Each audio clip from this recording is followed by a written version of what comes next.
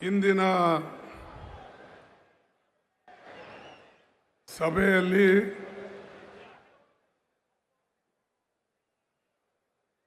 ಉಪಸ್ಥಿತರಿರ್ತಕ್ಕಂಥ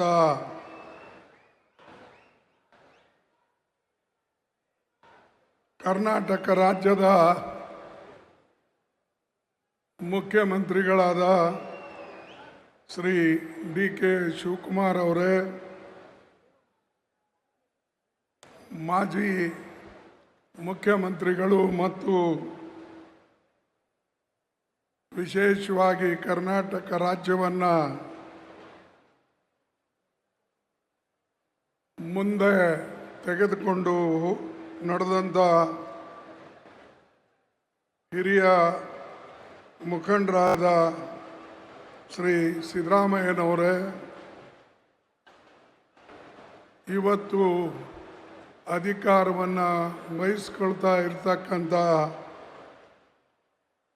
ಕಾಂಗ್ರೆಸ್ ಅಧ್ಯಕ್ಷರಾಗಿ ಶ್ರೀ ಬಿ.ಕೆ. ಹರಿಪ್ರಸಾದ್ ಅವರೇ, ನಮ್ಮ ಇನ್ಚಾರ್ಜ್ ಜನರಲ್ ಸೆಕ್ರೆಟರಿ ಮತ್ತು ವಿಶೇಷವಾಗಿ ಕರ್ನಾಟಕದ ಉಸ್ತುವಾರಿ ನೋಡ್ಕೊಳ್ತಾ ಇರ್ತಕ್ಕಂಥ ಶ್ರೀ ರಣದೀಪ್ ಸಿಂಗ್ ಸುರ್ಜೇವಾಲಾಜಿ ಅವರೇ, ಹಿರಿಯರಾದ ಶ್ರೀ ಮಾಜಿ ಮುಖ್ಯಮಂತ್ರಿಗಳಾದ ವೀರಪ್ಪ ಮೊಯ್ಲಿ ಅವರೇ, ವೇದಿಕೆ ಮೇಲೆ ಕುಳಿತಂಥ ಎಲ್ಲ ಮಂತ್ರಿಮಂಡಲದ ಸದಸ್ಯರೇ ಹಾಗೂ ಮಾಜಿ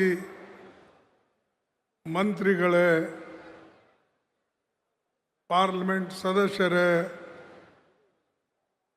ಪ್ರಮುಖ ನಾಯಕರೇ, ಮಾಜಿ ಕಾಂಗ್ರೆಸ್ ಪಾರ್ಟಿಯ ಅಧ್ಯಕ್ಷರೇ, ಶಾಸಕ ಮಿತ್ರರೇ ಹಾಗೂ ಇಲ್ಲಿ ನೆರೆದಂಥ ನಮ್ಮ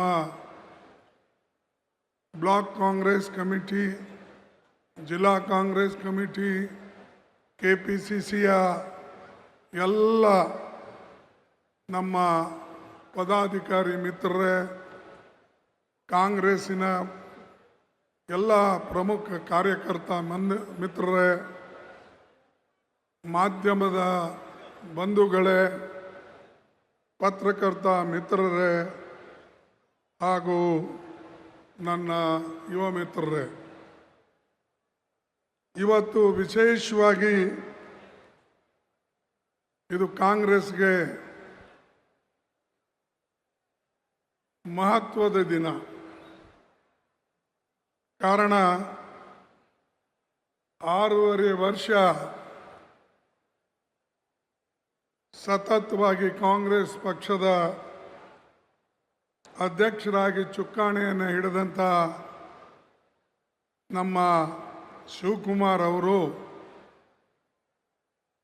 ಮುಖ್ಯಮಂತ್ರಿಗಳ ಆದಮೇಲೆ ಅದನ್ನು ಆ ಅಧಿಕಾರವನ್ನು ಅಧ್ಯಕ್ಷಗಿರಿ ಅಧಿಕಾರವನ್ನು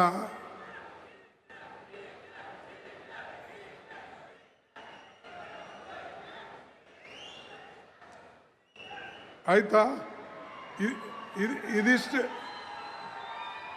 ಸುಮ್ಮನಾಗ್ರಿ, ಇಲ್ಲೇ ಇದಿಷ್ಟು ಹಿಂಗೆ ಕೂಗಿದ್ರೆ ಇಡೀ ದೇಶ ನಿಮ್ಮ ಕೈಯಾಗ ಬಂದಂಗೆ ಆಗ್ತದ. Useless fellows.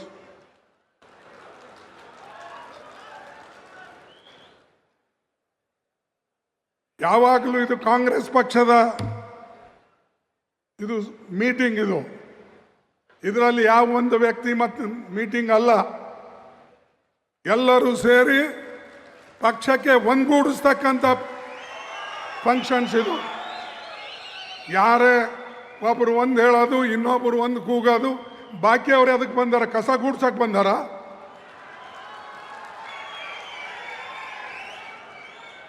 ಬಂಧುಗಳೇ, ನೆನಪಿಡಿ, ಯಾವಾಗಲೂ ಕೂಡ ಶಿಸ್ತು,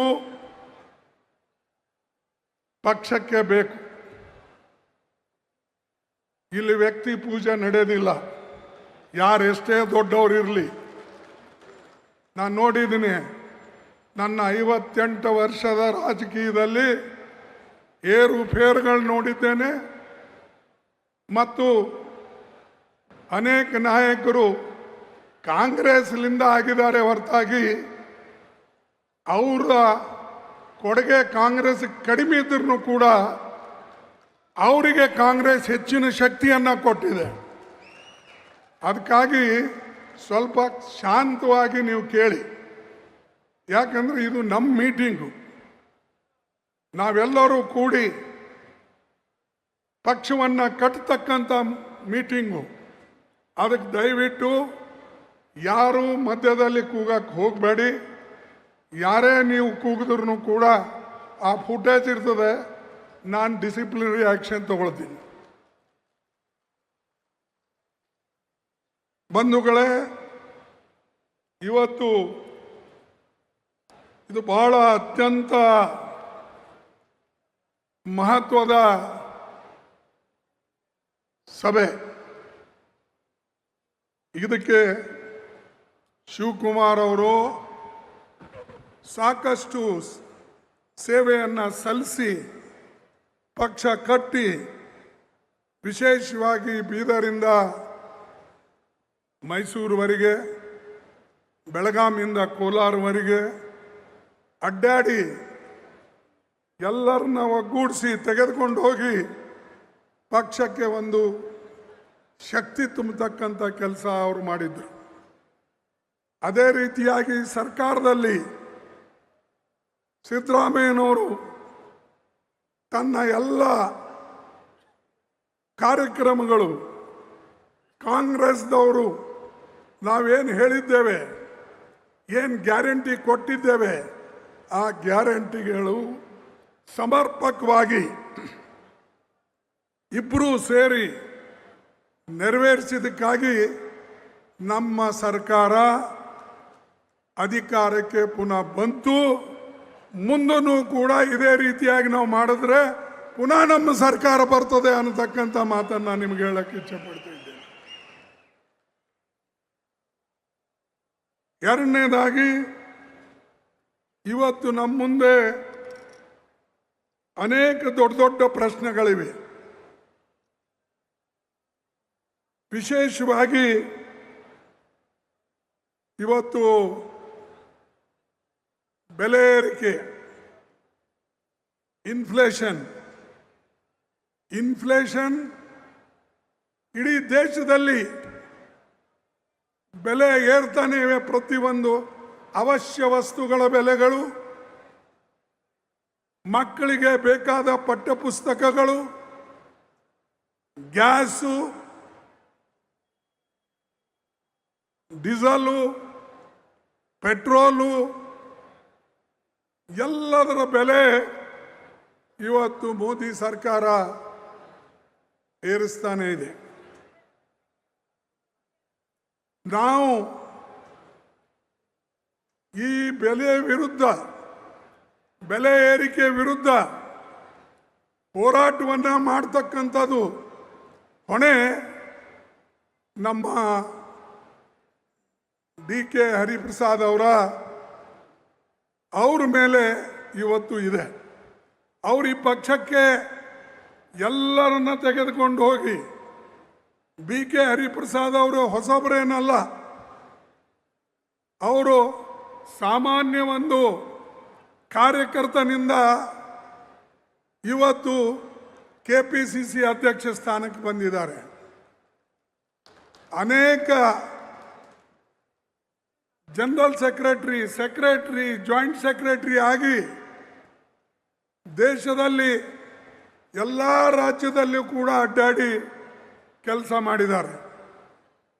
ಅದಕ್ಕಾಗಿ ಈ ಸಲ ನಾವು ಕಾಂಗ್ರೆಸ್ ಕಾರ್ಯಕರ್ತರನ್ನ, ಕಾಂಗ್ರೆಸ್ ನಾಯಕತ್ವವನ್ನು ಯಾರು ಪಕ್ಷವನ್ನು ಕೆಳಗಿಂದ ಕಟ್ಕೊಂಡು ಬಂದಿದ್ದಾರೋ, ಯಾರು ನೋಡಿದಾರೋ, ಯಾರು ಕಾಂಗ್ರೆಸ್ ಕಾರ್ಯಕರ್ತರನ್ನ ಗುರುತಿಸ್ತಾರೋ ಯಾರು ವಿಶೇಷವಾಗಿ ಪಕ್ಷದ ತತ್ವಗಳನ್ನು ತನ್ನ ಜೀವನದಲ್ಲಿ ಅಳವಡಿಸ್ಕೊಂಡು ಅನುಷ್ಠಾನಕ್ಕೆ ತರ್ತಾರೋ ಅಂಥ ವ್ಯಕ್ತಿ ಕೈಯಲ್ಲೇ ಕೊಡಬೇಕು ಅಂತ ಹೇಳಿ ಇವತ್ತು ಬಿ ಕೆ ಹರಿಪ್ರಸಾದ್ ಅವ್ರ ಕೈಯಲ್ಲಿ ನಾವು ಕೊಟ್ಟಿದ್ದೇವೆ.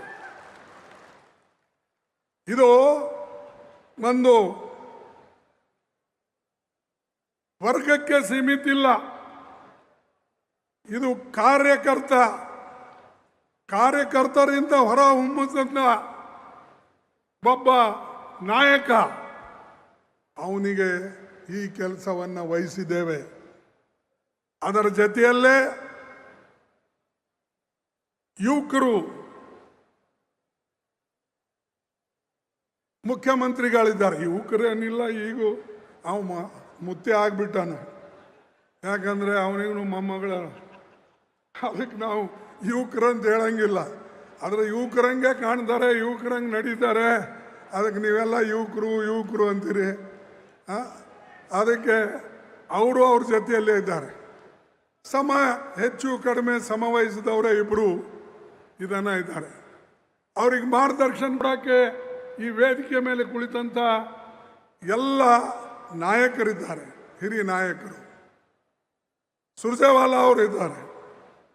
ಅದಕ್ಕೆ ನಾವು ಇಂಥ ವ್ಯಕ್ತಿಗಳ ಕೈಯಲ್ಲಿ ಇವತ್ತು ಕೊಟ್ಟಿದ್ದೇವೆ. ಬಹುಶಃ ನಮ್ಮ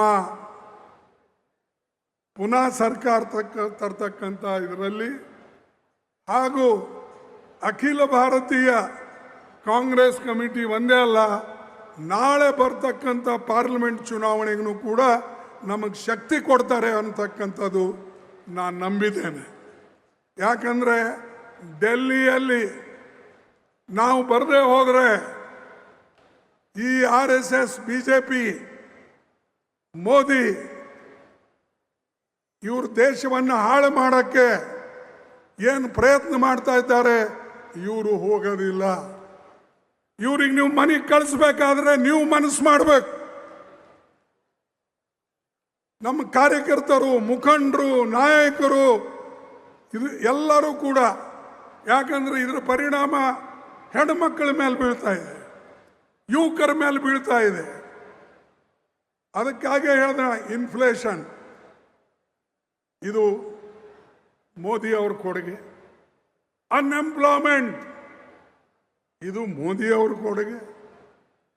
ಮೊದಲ ಅಧಿಕಾರಕ್ಕೆ ಬರುವಾಗ ಹೇಳ್ದ, ಬಂದ ಮೇಲೆ 2 ಕೋಟಿ ನೌಕರಿ ನಾನು ಪ್ರತಿ ವರ್ಷ ಕೊಡ್ತೀನಿ ಅಂದ. ಕೊಟ್ರ 2 ಕೋಟಿ? ಯಾಕೆ ಇವತ್ತು BJP ಯುವಕರು ಅಥವಾ AVP ಅವ್ರದ್ದು ಅವ್ರು ಯಾಕೆ ಕೇಳೋದಿಲ್ಲ?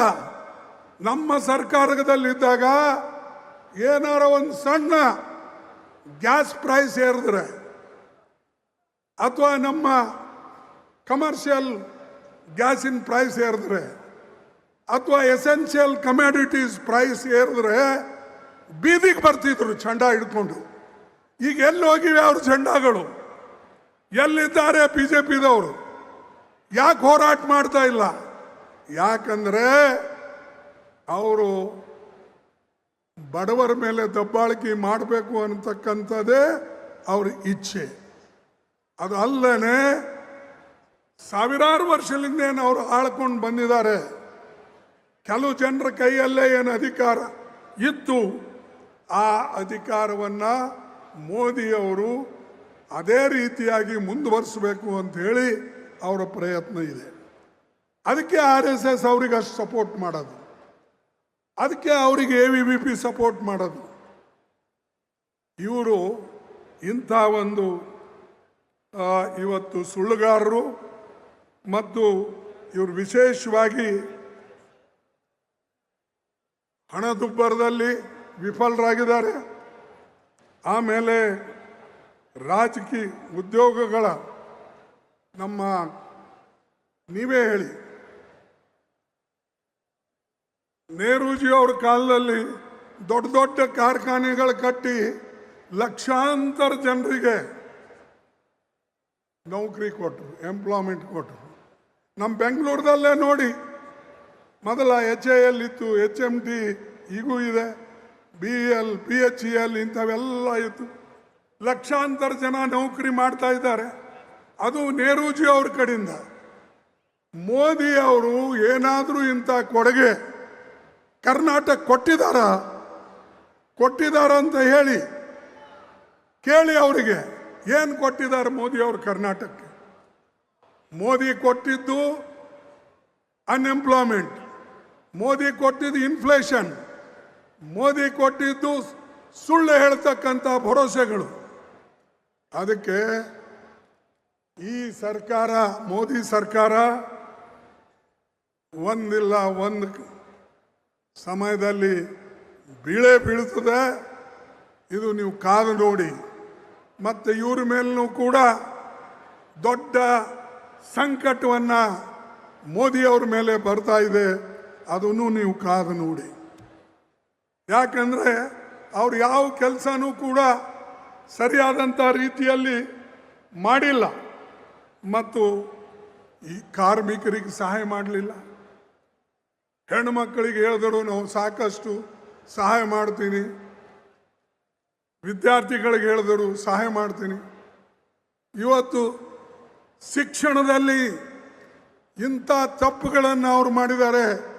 ನಮ್ಮ ಮಕ್ಕಳಿಗೆ ದಿಕ್ಕು ತಪ್ಪತಂಕ ರೀತಿಯಲ್ಲಿ ಸಿಲೆಬಸ್ ಮಾಡ್ತಾ ಇದ್ದಾರೆ. RSS ಹುಡುಗರನ್ನ ತುಂಬುತ್ತಾ ಇದ್ದಾರೆ. ಶಿಕ್ಷಕರು RSS ಬ್ಯಾಕ್ಗ್ರೌಂಡ್ ಇದ್ದವ್ರಿಗೆ ಕೊಡ್ತಾ ಇದ್ದಾರೆ. ವೈಸ್ ಚಾನ್ಸಲರು RSS ಬ್ಯಾಕ್ಗ್ರೌಂಡ್ ಇದ್ದವ್ರಿಗೆ ಕೊಡ್ತಾ ಇದ್ದಾರೆ. ಇಂಥ ಕೆಲಸ ಯಾಕೆ ಮಾಡ್ತಾ ಇದ್ದಾರೆ ಅಂದರೆ ಅದು ಹಿಡಿತ, ರಾಜಕೀಯ ಹಿಡಿತವನ್ನು ಅವರ ಕೈಯಲ್ಲಿ ಇರಬೇಕು ಅನ್ನತಕ್ಕಂಥ ದೃಷ್ಟಿಯಿಂದ ಅವರು ಈ ಕೆಲಸವನ್ನು ಮಾಡ್ತಾ ಇದ್ದಾರೆ. ಮೋದಿಯವರು ದೇಶ ಹಾಳು ಮಾಡಿಬಿಡ್ತಾ ಇದ್ದಾರೆ. ಆ ಟ್ರಂಪು ಇಡೀ ಪ್ರಪಂಚ ಹಾಳು ಮಾಡಿಬಿಡ್ತಾ ಇದ್ದಾನೆ. ಇವನ್ ದೇಶ ಹಾಳು ಮಾಡಿದ್ರೆ ಅವ ಪ್ರಪಂಚ. ಮತ್ತು ಅವರಿಬ್ಬರು ಸೇರಿ ಮೈ ಗುಡ್ ಫ್ರೆಂಡ್ ಅಂತ ಹೇಳ್ತಾರೆ. ಅರೆ ಇಬ್ಬರು good friend, you are bringing a bad name to country and our people are dying because of both of you. Trump ಇದು ಮಾಡದೆ ಹೋಗಿದ್ರೆ ಎಣ್ಣೆ ಬೆಲೆ ಇಷ್ಟು ಏರ್ತಿರ್ಲಿಲ್ಲ, ಡೀಸೆಲ್ ಪೆಟ್ರೋಲ್ ಬೆಲೆ ಏರ್ತಿರ್ಲಿಲ್ಲ. ಆಯ್ತು, ಮೋದಿ ಅವ್ರನ್ನು ನನ್ನ ಫ್ರೆಂಡ್ ಅನ್ಕೊಂಡು ತನ್ನ ನ್ಯೂಟ್ರಲ್ ಪಾಲಿಸಿ ಅಥವಾ ನಮ್ಮ ಫಾರಿನ್ ಪಾಲಿಸಿ ಏನಿತ್ತು, ನಾವು ನ್ಯೂಟ್ರಲ್ ಇದ್ದೇವೆ. ನೆಹರೂಜಿ ಅವ್ರ ಕಾಲದಲ್ಲಿ ನಮ್ಮ ನ್ಯೂಟ್ರಲ್ ಪಾಲಿಸಿ ನಮಗೆ ಸಹಾಯ ಮಾಡಿದ್ದು. ಎಲ್ಲರೂ ನಮ್ಮ ಜೊತೆಯಲ್ಲಿದ್ದರು. ಆದರೆ ಈ ನಾನ್ ಅಲೈನ್ಮೆಂಟ್ ಪಾಲಿಸಿ ನಮ್ಮ ತೆಗೆದು ಪ್ರತಿ ದೇಶದಲ್ಲಿ ಅಡ್ಡಾಡಿ ಮೋದಿ ನನ್ನ ಫ್ರೆಂಡ, ಇವನು ನನ್ನ ಫ್ರೆಂಡ, ಇನ್ನೊಬ್ಬರು ನನ್ನ ಫ್ರೆಂಡ ಅಂತ ಹೇಳಿಕೊಂಡು ಎಲ್ಲರಿಗೆ ಕೊಳ್ಳಿಗೆ ಬಿದ್ದು ನಮ್ಮ ಕುತ್ತಿಗೆ ಒತ್ಬಿಟ್ರು. ಅದಕ್ಕೆ ಬಂಧುಗಳೇ, ನಾವು ಯಾವಾಗಲೂ ಕೂಡ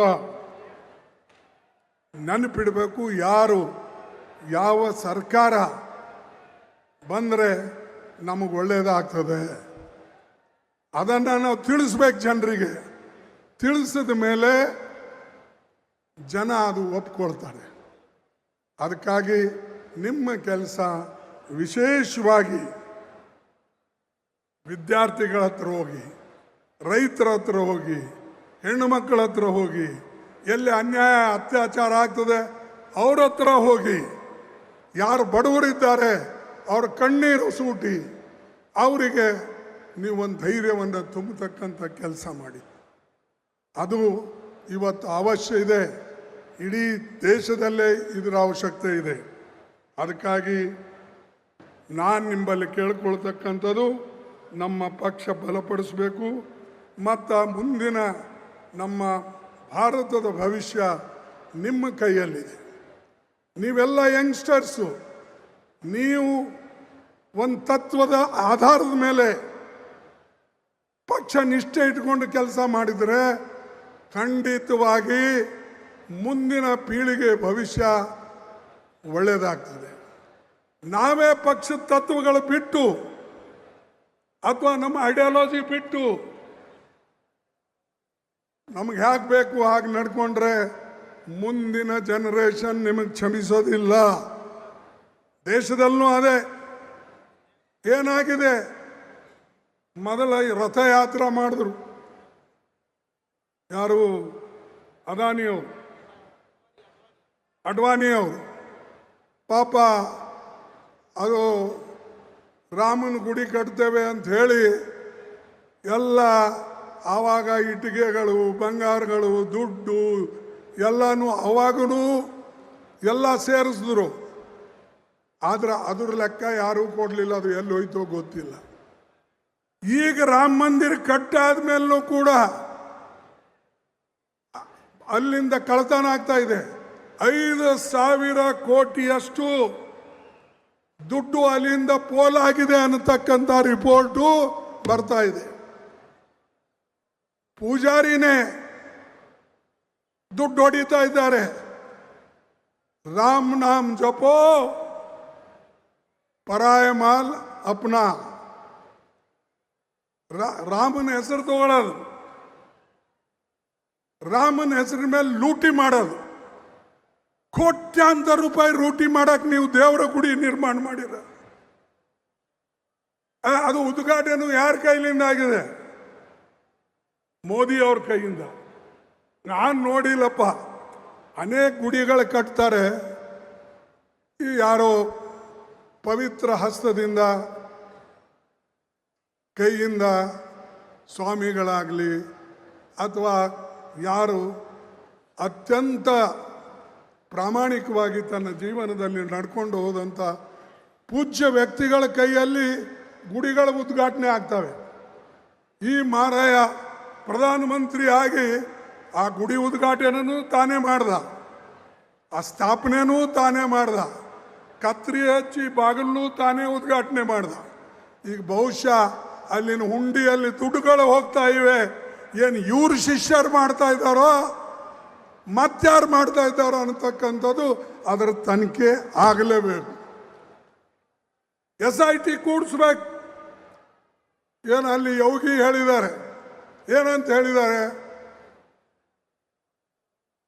ರಾಮ ಮಂದಿರಕ್ಕಾಗಿ 500 साल लगे राम मंदिर के लिए। 15 दिन में मैं उसका हिसाब लूंगा, कौन क्या करे। अरे 15 दिन क्यों लगते भाई तुमको?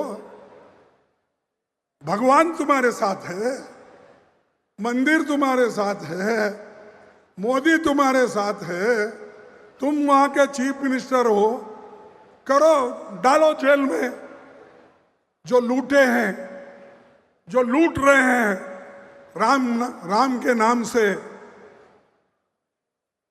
ಇದು ಮಾಡ್ತಾ ಇಲ್ಲ. ಅವ್ರು ಏನು ಮಾಡಿದ್ರು ನಡೆದು ಹೋಗ್ತದೆ.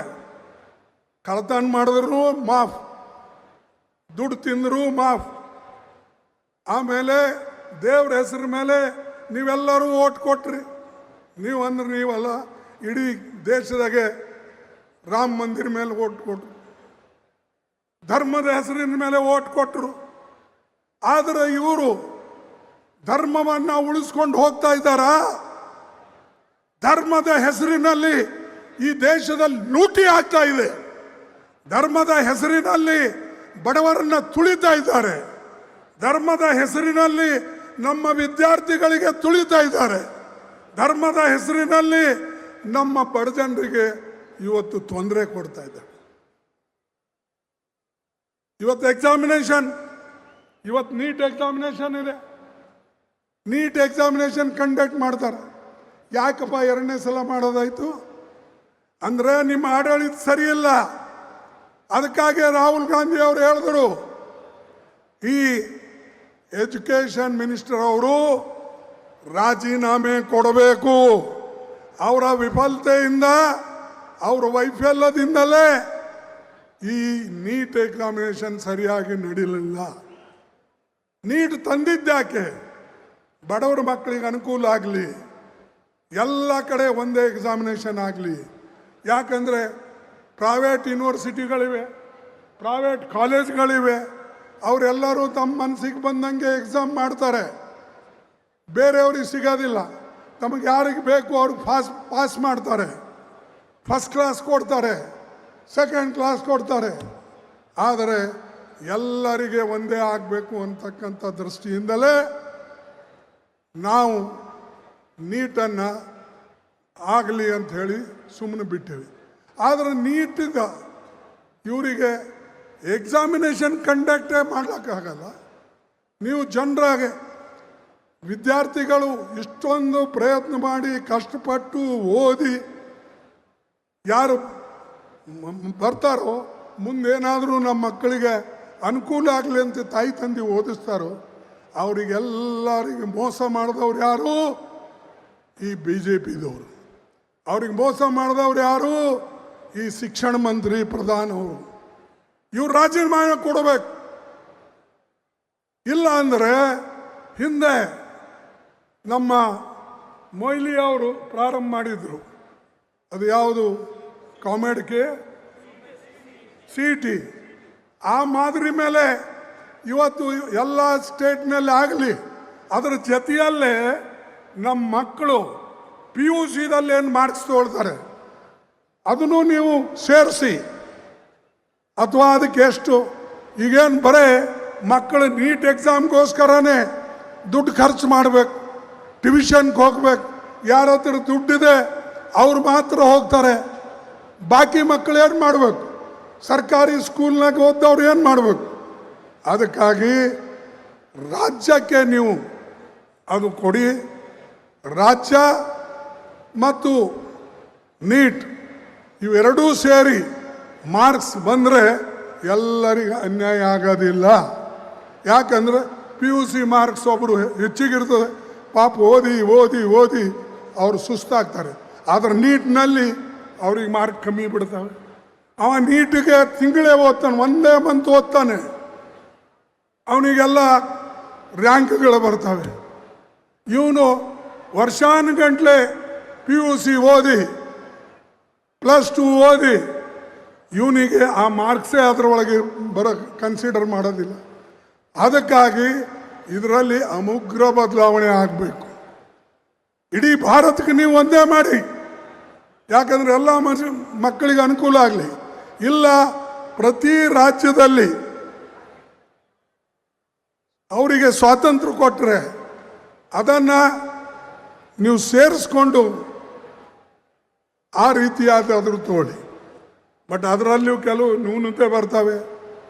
ಕೆಲವು ಕಡೆ ನಮ್ಮ ರಾಜ್ಯಗಳು ಭಾಳ ಸುರಕ್ಷಿತವಾಗಿ ಅವರು ಕಂಡಕ್ಟ್ ಮಾಡೋದಿಲ್ಲ examinations.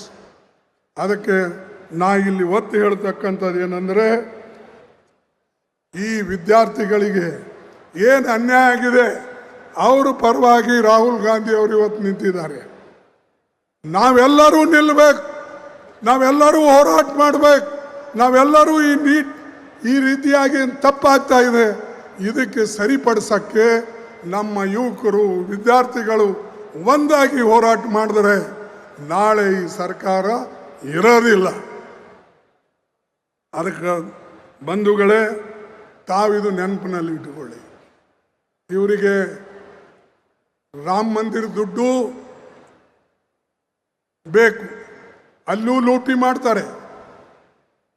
ಬಡವರಲ್ಲಿ gas, petrol, diesel, fertiliser ಇದ್ರ ಮೇಲೆ ಟ್ಯಾಕ್ಸ್ ಹಾಕಿ, ಸೆಸ್ ಹಾಕಿ ಕೋಟ್ಯಾಂತರ ರೂಪಾಯಿ ತೊಗೊಳ್ತಾರೆ. ಅದನ್ನು ಕೂಡ ನಾವು ಪ್ರೊಟೆಸ್ಟ್ ಮಾಡಬೇಕು ಅಂತಕ್ಕಂಥ ಮಾತನ್ನು ನಿಮಗೆ ಇವತ್ತು ಹೇಳ್ತೇನೆ. ಅದರ ಜೊತೆಯಲ್ಲಿ ನಮ್ಮ ರೈತರ ಪರವಾಗಿ ನಾವು ನಿಲ್ಲಬೇಕು, ನಮ್ಮ ಕಾರ್ಮಿಕರ ಪರವಾಗಿ ನಾವು ನಿಲ್ಲಬೇಕು, ನಾವು ಕರ್ನಾಟಕದ ಪರವಾಗಿ ಎಲ್ಲರೂ ಕೂಡ ನಿಂತು ನಮ್ಮ ಹೋರಾಟವನ್ನು ಮುಂದುವರಿಸಬೇಕು. ಮತ್ತು ಎಲ್ಲಕ್ಕಿನ್ನ ಈಗ ನಮ್ಮ ಅಧ್ಯಕ್ಷರು ನಮಗೆ ಸಂವಿಧಾನ ಕೊಟ್ಟಾರೆ. ನನಗೆ ಕೊಟ್ಟರು, ಸಿದ್ದರಾಮಯ್ಯನವ್ರಿಗೆ ಕೊಟ್ಟರು, ಶಿವಕುಮಾರ್ ಅವ್ರಿಗೆ ಕೊಟ್ಟರು, ಸುರ್ಜೇವಾಲಾಗೂ ಕೊಟ್ಟರು. ಆ ಸಂವಿಧಾನ ಪ್ರಕಾರ ನಾವು ನಡೆದರೆ ದೇಶದ ಉದ್ಧಾರ ಆಗ್ತದೆ ಹೊರತಾಗಿ ಸಂವಿಧಾನ ಬಿಟ್ಟು ಯಾರೇ ನಡೆದರೆ ಅದರ ವಿರುದ್ಧ ಹೋರಾಟ ಮಾಡತಕ್ಕಂಥ ಶಕ್ತಿ ನಿಮಗೆ ಇರಬೇಕು ಅನ್ನತಕ್ಕಂಥದ್ದನ್ನು ಹೇಳ್ತೀನಿ. ಬೇರೆಯವ್ರಿಗೆ ಬೇಕಾಗಿಲ್ಲ, ಬೇರೆಯವರು ಹೊಟ್ಟೆ ತುಂಬಿದೆ, ಅದಾನಿ ಅಂಥವ್ರು ಇಂಥವ್ರಿಗೆ ಬೇಕಾಗಿಲ್ಲ. ಅಥವಾ ಅತಿ ಶ್ರೀಮಂತರು, ದೊಡ್ಡ ದೊಡ್ಡ ಬಿಲ್ಡರು, ಇವ್ರಿಗೆ ಬೇಕಾಗಿಲ್ಲ. ಯಾರಿಗೆ? ಬಡವರಿಗೆ, ಕಾರ್ಮಿಕರಿಗೆ, ಕೂಲಿಕಾರ ಮಕ್ಕಳಿಗೆ, ಇವರಿಗೆ ಬೇಕು. ಇವರ ರಕ್ಷಣೆ, ಇವರ ಬುನಿಯಾದಿ ಹಕ್ಕುಗಳು, ಫಂಡಮೆಂಟಲ್ ರೈಟ್ಸು ಉಳಿಸ್ಬೇಕು. ಆದರೆ ನಿಮ್ಮ ಓಟಿನ ಹಕ್ಕು ಉಳಿಸ್ಕೊಳ್ಬೇಕಾದ್ರೆ ನೀವು ಎಲ್ಲರೂ ಸೇರಿ ಒಂದಾಗಿ ಕೆಲಸ ಮಾಡಬೇಕು. ನಿಮ್ಮೆಲ್ಲರೂ ಬಹಳ ಶಾಂತ ರೀತಿಯಿಂದ ನಮ್ಮ ಮಾತು ಕೇಳಿ ಮತ್ತು ನಮ್ಮ ಮೀಡಿಯಾ ಫ್ರೆಂಡ್ಸು ಅತ್ಯಂತ ಸಮಾಧಾನದಿಂದ ಇದ ಸಮೀಕ್ಷೆ ಮಾಡಿ ಎಲ್ಲರೂ ನೋಡಿದ್ದಾರೆ, ಕೇಳಿದಿರಿ. ಅದಕ್ಕೆ ನಿಮ್ಮೆಲ್ಲರಿಗೆ ವಂದಿಸಿ ನನ್ನ ಮಾತು ಮುಗಿಸ್ತೇನೆ. ಜೈ ಹಿಂದ್, ಜೈ ಕರ್ನಾಟಕ, ಜೈ ಕಾಂಗ್ರೆಸ್. ಕೊನೆಯದು ನಾನು ಒಂದು ಹೇಳಿದೆ,